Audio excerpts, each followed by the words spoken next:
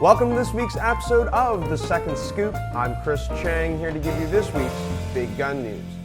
In our lead story, a terrorist attack was thwarted in Garland, Texas over the weekend. Two men with rifles were planning to attack a Mohammed cartoon drawing contest.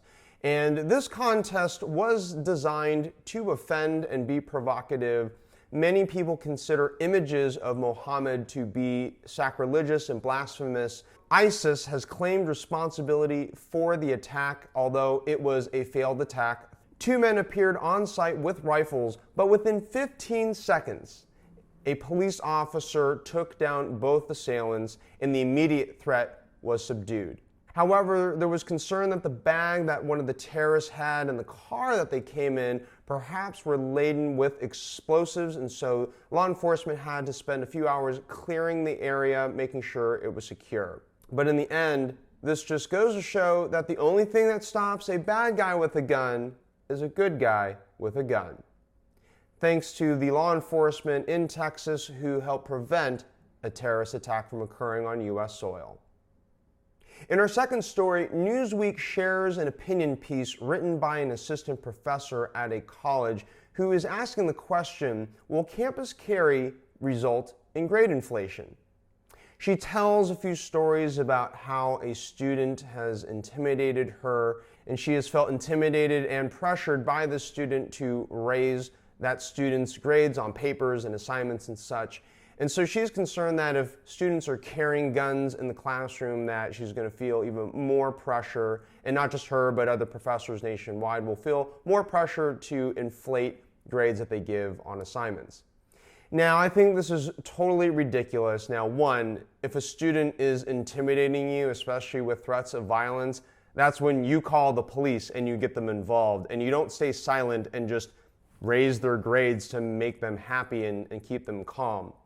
Second, if a student wants to carry a gun in a classroom, they're going to do so whether they have a permit or not. Now, I'm not saying that you should break the law, but all I'm saying is that if you are a law-abiding citizen who wants to follow the law, and if you're permitted to have a firearm in class, you're following the law. You're not going to intend to do anything illegal. Now, if a CHL, which is a concealed handgun license holder, brandishes a weapon or threatens violence against a professor, I mean, that's illegal. So this professor's fears that increased campus carry will lead to grade inflation, I think, is an irrational fear. And again, if a student is threatening the professor, they should involve campus authorities.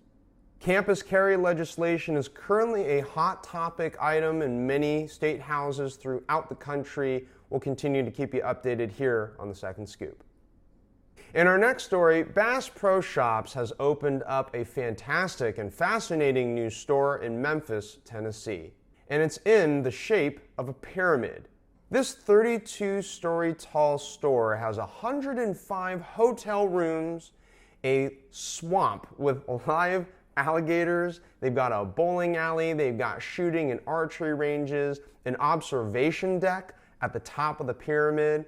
This store is one of the coolest stores that Bass Pro has put out there. Full disclosure, I am professionally sponsored by Bass Pro Shops, so I'm not impartial in this regard, and I totally love what's going on with this new store. I can't wait to go visit it, and if you're in the Memphis, Tennessee area, I highly encourage you to check it out. This week's story of a good guy with a gun brings us to Houston, Texas, where early in the morning an employee was going to his place of work. He had a bag underneath his arm. Next thing you know, he's got a gun to the back of his head. Little did the assailant know that this employee had a concealed handgun license and was able to draw and shoot the perpetrator and actually killed him in the process. And so what are we left with? Just another dead criminal instead of a dead innocent person. This employee is probably counting his lucky stars that he had a CHL permit and was able to defend himself and his life. And once again, another example of how the only thing that stops a bad guy with a gun is a good guy with a gun.